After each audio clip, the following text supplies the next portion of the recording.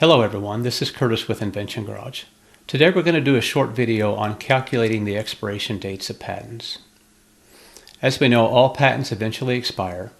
For utility patents, patents expire 20 years from the effective filing date of the patent. Design patents expire 15 years from the issue date.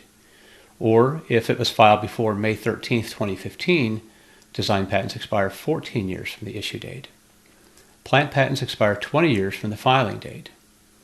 For each of these, there can be time adjustments made to the expiration date of the patent.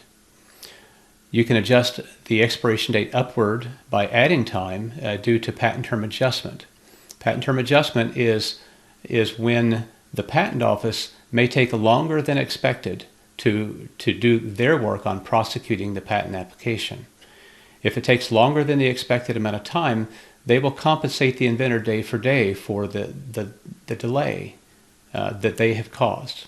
Not the delay that somebody else has caused, but only the delay that they have caused. That's called patent term adjustment. Terminal disclaimers can reduce the time. Terminal disclaimers are a result of a double patenting rejection during the prosecution of the patent application. We won't get into a lot of detail with that, but just know that if there is a terminal disclaimer associated with the patent that you were interested in calculating the expiration date, then there will be another patent that's associated with the terminal disclaimer that will be used for that calculation. Failure to pay maintenance fees is another reason for a reduction in the expiration date of the patent. For utility patents, there are maintenance fees that are due 3 times during the life of the issued patent. If those maintenance fees are not paid, then the patent will expire early. Why do we care about the expiration dates of patents? Well, the first point is there's a limited time for your patents to exclude others. So if you are a patent holder, you only have a certain amount of time to be excluding others from practicing your invention. After the expiration of your patent, anyone is free to practice your invention. There's a limited time for others to exclude you from practicing their patent.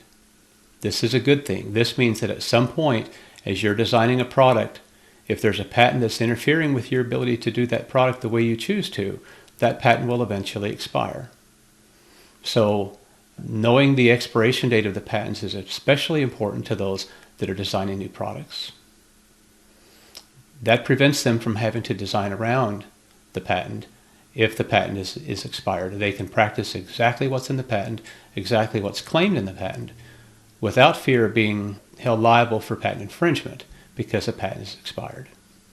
Also know, with respect to our discussion on maintenance fees for patents, if you choose not to design around an expired patent, but it's only expired due to a failure to pay maintenance fees, be careful, because that patent can be revived and then it puts you right back in the crosshairs for that patent that you may be infringing now. Here's an example of a utility patent, and the patent number and the technology, the title, none of that are relevant. We're just taking dates from this patent. We see that the date the patent issued was June 19th, 2019. We see it was filed in January 18th, 2016. The patent application published in June of 2017, and this patent claims priority to a provisional application that was filed in December of 2015. So which dates are important for the calculation of the expiration date? As we talked about previously, utility patents expire 20 years from the effective filing date. The effective filing date is the earliest non-provisional patent or patent application in the lineage of the patent of interest. Any patent can claim priority to previously filed patent applications to avoid prior art. And it can claim priority to a provisional patent application as well. But the provisional patent application would not be used in the calculation because a provisional is obviously not a non-provisional. PCT filings from which a patent claims priority can also be used for the starting date of calculating the patent expiration date. Let's take this example. Because we're looking for the effective filing date, we know that the date the patent issued is of no relevance to us. We also know that the publication date of the patent is no relevance to us. And we also know that the provisional application date is not relevant to us either because, again, we're looking for the earliest non-provisional filing. This does not claim priority to any non-provisional patent application based on what we see here. So we calculate the expiration date from the filing date of January 18th, 2016. Add 20 years to that gives us January 18, 2036. But there's another twist, and that's related to the patent term adjustment, which is shown here to be 13 days. So we add the 13 days to our previous calculation, which gets us to January 31st, 2036. That is the expiration date of this patent. The next example is one that includes a terminal disclaimer we see underlined in red. Because there's a terminal disclaimer associated with this patent, there is no need to look at any dates on this patent. We want to look at the dates associated with the patent or patent application that's connected to the terminal disclaimer. I'll show you the way that I do that, and that is to go into Public Pair and I look up the online prosecution history for this patent. And I see that there was a double patenting rejection associated with this patent application, and they give the number for that. And so that is the number that I'm looking for, and that number is 15759-337. That's the patent application serial number. Now, this is the one that we take the date information from. We see that the PCT filing date is the key date that we're looking for this patent application. So we calculate from that. August 28th, 2017 plus 20 years gives us August 28th, 2037 for the expiration date of the patent shown in the previous slide. So when calculating an expiration date based on terminal disclaimers, it takes an extra step or two to get to that point. Now we have an example of a design patent, and keeping in mind design patents have a different reference point for calculating the expiration date. That reference point is the issue date.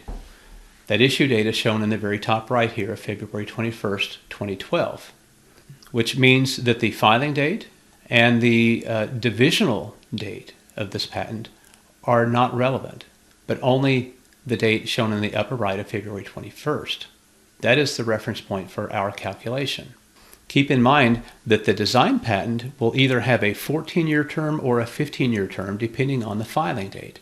Since the filing date is in 2010, which precedes 2015, this would have a 14-year term. It's conveniently shown here on the cover page, having a term of 14 years, so we don't have to remember the threshold date of May 13, 2015. So we take the date the patent issued, February 21st, 2012. We add 14 years to that.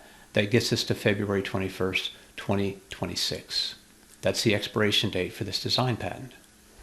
For a plant patent, the reference for the calculation is the filing date, not the date that the patent issued, and not the earliest effective filing date. It is simply the filing date.